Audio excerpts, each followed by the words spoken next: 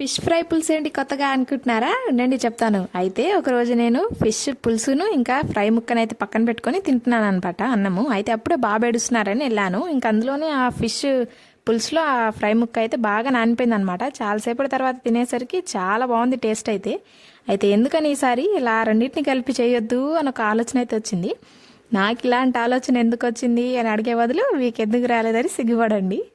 అయితే ఇంకా next time తెచ్చినప్పుడు అయితే చేపల పులుసుతో ఇలాగే చేసేసాను. ముందుగా నేను ఫ్రై ముక్కలను అయితే మంచిగా మ్యారినేట్ చేసుకొని ఆ ఫ్రై అయితే చేసేసాను. అయితే ఇక్కడే ఏంటంటే ఒకటేసారి రెండు పనులు అయితే అయిపోతాయి. ఒకవైపు ఫ్రై అయిపోతుంది, ఇంకా పులుసు కూడా పెట్టేయచ్చు అనమాట. ఆ ఫ్రై ముక్కల్లో కొన్ని ఉంచుకుంటే పక్కన నంచుకోవడానికి బాగుంటుంది.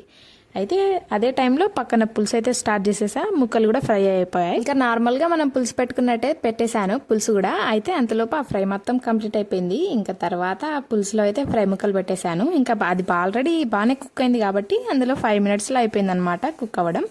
బాగా కలిపేసుకొని వేడివేడి అన్నంలో తింటే చాలా బాగుంది టేస్ట్ అయితే. మీరు కూడా ఖచ్చితంగా ట్రై చేస్తారు కదా. అయితే మీకు ఎలా వచ్చిందో కామెంట్ చేయడం మర్చిపోవద్దు. సబ్స్క్రైబ్ చేసుకోండి.